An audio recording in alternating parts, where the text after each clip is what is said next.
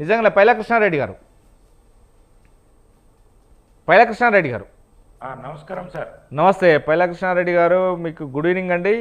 ఈరోజు సుప్రీంకోర్టు ఇద్దరికి మాత్రం వాస్తవానికి ఊరట కలిగించింది. ఏదైతే హైకోర్టు అప్పుడు క్యాచ్ చేసినటువంటి ఈ ఇద్దరిని మేము దీంట్లో ఇన్వాల్వ్మెంట్ కాలేమండి, ఏదైనా ఉంటే అది హైకోర్టు మాత్రమే చూసుకోవాలి, హైకోర్టు క్యాచ్ చేసిందని మేము చేయలేము అంటూ కూడా ఇద్దరికి ఊరటను కలిగించింది. అదే ప్రస్తుత ఎమ్మెల్యే మాజీ మంత్రి హరీష్ రావు గారికి, అదేవిధంగా రాధాకృష్ణ గారికి, ఇద్దరిపైన 2 కేసులు వేయడం జరిగింది. సుప్రీంకోర్టు దాకా వెళ్ళడం జరిగింది తెలంగాణ కాంగ్రెస్ పార్టీ ప్రభుత్వం.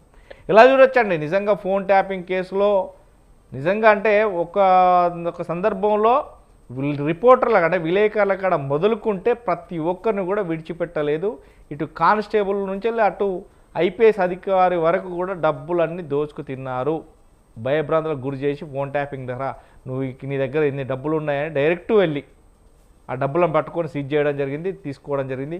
ఇటు సినిమా హీరోయిన్లు కావచ్చు, హీరోలు కావచ్చు, డైరెక్టర్లు కావచ్చు, అదేవిధంగా చాలా వరకు జడ్జీలు అన్నారు, రిపోర్టర్లు అన్నారు, చాలా వరకు కూడా చేసింది. అదంతా కూడా మీకు తెలిసిన విషయమే. ఎలా చూడొచ్చండి ఈరోజు సుప్రీంకోర్టులో వారిద్దరికి ఊరటన లభించిన విషయంలో ఎలా చూడొచ్చు? నిజంగానే ఫోన్ ట్యాపింగ్ జరిగిన విషయంలో వీళ్ళిద్దరు ప్రమేయం ఉందా లేదా? ఎందుకంటే రాధాకృష్ణ కూడా చెప్పడం జరిగింది, ఇది పెద్ద తలకాయలు ఇస్తేనే మేము చెప్పడం జరిగిందండి. ఆ డిస్కులు కూడా మాయం చేశారు. ఏదైతే పెన్ డ్రైవ్లలో దాచుకున్నారో ఆ పెన్ డ్రైవ్లో ఈరోజు అవి సాక్ష్యాలు అవుతున్నాయి. ఎలా చూడొచ్చండి మరి? సార్, ముందుగా మీకు స్వతంత్ర ప్రేక్షకులకు, అలాగే ఈ చర్చా వేదికలో పాల్గొంటున్న పెద్దలందరికీ, వివిధ పార్టీల నాయకులందరికీ శుభ సాయంత్రం తెలియజేసుకుంటూ, ముఖ్యంగా ఫోన్ ట్యాపింగ్ వ్యవహారము వచ్చిన దగ్గర నుంచి గత అక్కడ 2024 కంటే 2019, 2024 మధ్యలో జరిగిన వ్యవహారం కానీ 2014 నుంచి 19 వరకు బీఆర్ఎస్ పార్టీ వ్యవహరించిన తీరు కానీ, గతంలో ఓటుకు నోటు కేసు వ్యవహారంలో పట్టుబడే అంశంలో కూడా ఫోన్ ట్యాపింగ్ ద్వారానే ఈ వ్యవహారం అంతా అప్పుడు స్టీఫెన్ గారి భాగవతం అంతా బయటకు రావడం జరిగింది. రేవంత్ రెడ్డి గారు కూడా ఓటుకు నోటు కేసులో దొరకడం జరిగింది. దానికంతా మూలాధారణం ఏంటి అంటే మెయిన్ ఫోన్ ట్యాపింగ్ వ్యవహారం అనేది జగమెరిగిన సత్యం. ఈరోజు హరీష్ రావు గారికి కానీ, బీఆర్ఎస్ పార్టీలో కొంతమంది వ్యక్తులకు ఓటు ద్వారా ఊరట జరిగినా కానీ ప్రజలలో ఊరటంలో జరిగే పరిస్థితి అయితే లేదు. ఇంకొక అంశం ఏంటంటే, మనము ఇవందరికంటే కూడా మనం మాట్లాడాల్సిన అంశం ఒకటి ఉంది.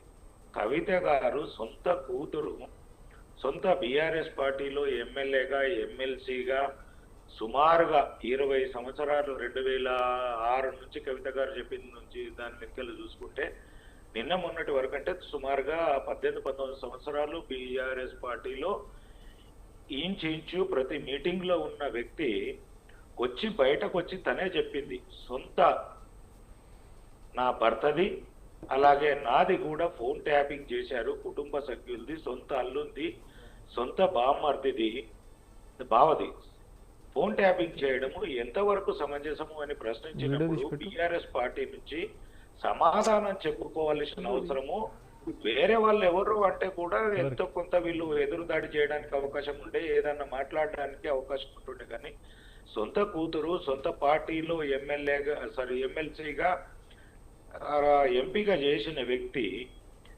ఆరోపించినప్పుడు దానికి సమాధానం చెప్పుకోవాల్సిన బాధ్యత బీఆర్ఎస్ పార్టీ పైన ఉంటది. ఇన్ని రోజుల వరకు కూడా ఆమె ప్రశ్నించిన దానికి వీళ్ళ దగ్గర సమాధానం లేదంటే ఫోన్ ట్యాపింగ్ సామాన్య వ్యక్తుల దగ్గర నుంచి మొదలుకుంటే ఈ ఫిలిం ఇండస్ట్రీ కానీ, పారిశ్రామికవేత్తలు కానీ, కొన్ని హైకోర్టు జడ్జిలే కానీ మధ్యలో వచ్చిన కొన్ని తీర్పులలో కూడా ఆల్ ఆఫ్ సడన్ గా వచ్చిన స్టేలు కానీ, ఆల్ ఆఫ్ సడన్ గా కోర్టు డైవర్షన్ జరిగిన రిపోర్ట్ల మీదకి వెళ్ళి చూస్తుంటే కూడా వీళ్ళంతా ఫోన్ ట్యాపింగ్ ద్వారా బ్లాక్ మెయిలింగ్ చేసేది అనేది తెలంగాణ సమాజం మొత్తం చూసింది, నమ్మింది. కాబట్టే ఈరోజు బీఆర్ఎస్ పార్టీ దొంగలాగా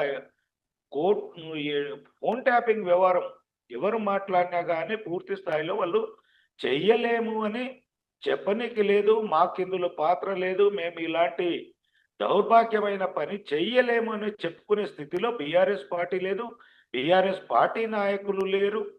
ఇవాళ మనము ఒక అంశం చూద్దాం. ఇవాళనే శాసన మండలిలో కవిత గారు కట్టతడ్డు పెట్టుకుంటూ మాట్లాడారు.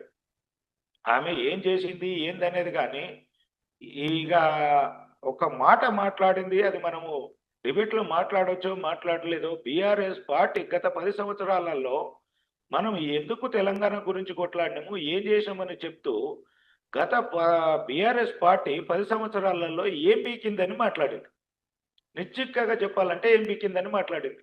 అంటే 10 సంవత్సరాలు ఆమె ప్రభుత్వంలో ఉండే సొంత కూతురు ఆహ్, కాబోయే కాలంలో పార్టీకి అధ్యక్షుడు అనుకుంటారు. ఆ పార్టీ తరపున సీఎం అభ్యర్థి అనుకుంటున్న వ్యక్తి కనీసమైన సమాధానం చెప్పాల్సిన అంశం ఇప్పుడు ముందుకొచ్చింది. అది చెప్పగలుగుతారా లేదా బీఆర్ఎస్ పార్టీ నాయకులు?